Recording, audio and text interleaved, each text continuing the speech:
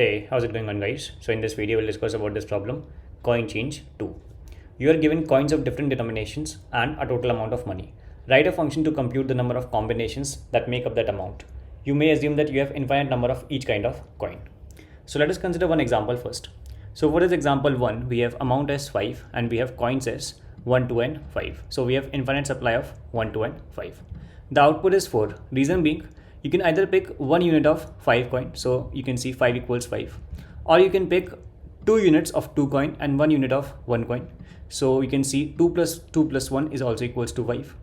You can also pick 1 unit of 2 coin and 3 units of 1 coin, and you can also pick 5 units of 1 coin. So these are the 4 possible ways in which you can make this amount using these coins. So I'll just write the code for this and I'll try to explain to you while writing the code what I'm doing. So what I'm going to do over here is I'm going to write a recursive method. So our recursive method will return int. Let us name the recursive method as CC, stands for coin change. Now what we are going to provide in this recursive method? First, these two things, the coin array and this amount. Now over here, I'll also provide an index I. Why I'm providing this index I? See, when we are providing an array in a recursion and you have to iterate over this array in the recursion, the standard practice is to provide an index as well. So this means that at a particular instance of a recursion, I'm going to process coins of I. So this is a very standard technique. So now, okay, so now let me just copy paste this thing as well, just for the reference. And let me comment this out. Okay, so initially I will be 0, so we will be at this position and amount will be equals to 5. Now what options do I have currently? I have two options, either to pick this coin or to not pick this coin. So let us write this thing. So we will return CC coins. Let us skip I for now, and in case we are picking the coins of I, the amount will be deducted by coins of I. And we have one more thing, that is plus. We can actually ignore the current. So we have coins over here. Let's skip I for now and we will have amount. Now what should be the value of I over here? So this is when you're including coins of I, and this is when you're excluding coins of I. So when you're including coins of I, let us consider this case first. When you're including coins of I will remain I. Reason being, we have infinite supply of this coins I. Correct. It is given to us in the question. You have infinite number of each kind of coin. So that's why I remains I. Correct.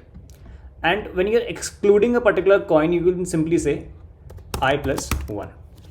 Reason being, if you're excluding a coin, that is, you're not picking this coin, you won't pick in the future as well. Correct. So these are two recursive cases. Now what should be the base cases? Think about it. In case amount equal 0, can I return 1? Yes. Reason being, in case amount equal 0, you can say that we have found one exact match. We have found one exact exchange. So we are returning 1. There is one more base case. In case amount is reduced to less than 0, that is negative, or I equal coins dot length. In this case, you will return 0. Now what is this base case? In case amount is negative, obviously I'm going to return a 0 because we are not able to find the change. And in case I equal coins dot length, this means that we have completely exhausted this coins array and we are not able to reduce this amount to 0. So in that case also we will return a 0. So I guess that's it. So let me just call this recursion from this method as well, CC, and we will provide the coins. Initial value of I will be 0 and we will provide the amount as well. So let me just run this code first. So it's giving the correct result. Let me submit the solution. So it's giving a TLE. So let us analyze why it's giving a TLE. So our code is correct, but let us see why are we getting a TLE.